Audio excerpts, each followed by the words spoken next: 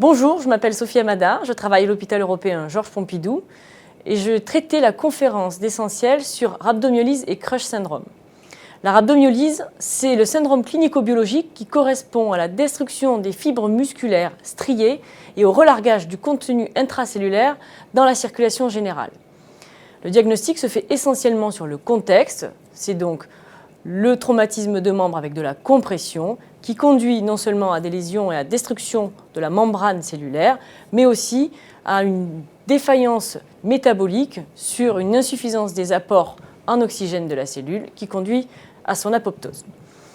Le diagnostic se fait aussi sur des dosages biologiques, donc sur des troubles hydroélectrolytiques correspondant en fait au relargage du contenu intracellulaire et donc essentiellement l'hyperkaliémie qui met en jeu le pronostic vital, mais aussi le diagnostic se fait par la mesure de deux protéines, la myoglobine et les CPK.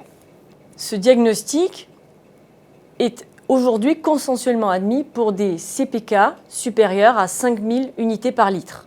Cependant, l'analyse de plusieurs éléments de littérature permettent de proposer la myoglobine comme un marqueur plus précoce, plus précis et aussi plus logique, étant donné que la myoglobine est au centre des lésions et de l'insuffisance rénale de la rhabdomyolyse.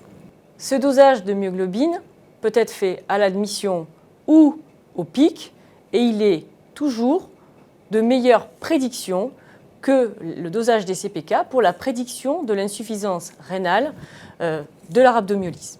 Cette insuffisance rénale est fréquente, très fréquente dans le cas du Crush syndrome, puisque c'est presque 80% des malades, qui conduisent à 60% de dialyse chez ces patients, mais aussi chez des patients traumatisés plus classiques, puisqu'elle correspond à environ entre 12 et 25% des patients. Cette insuffisance rénale est essentiellement liée à la présence de myoglobine qui s'accumule, qui passe la barrière glomérulaire, qui s'accumule dans les tubules et qui précipite en pH acide et aussi qui précipite en présence d'uromoduline, qui conduit aussi à des mécanismes d'inflammation locale et de relargage de radicaux libres.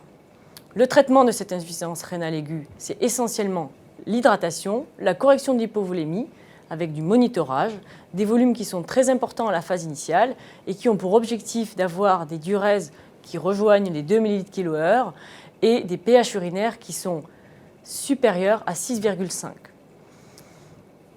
Les perspectives futures, c'est des membranes à haut cutoff qui seraient capables d'épurer la myoglobine de façon plus spécifique et de pouvoir limiter l'incidence de l'insuffisance rénale. Mais nous n'en sommes pas encore là. Nous reviendrons dans un prochain congrès. Merci à tous.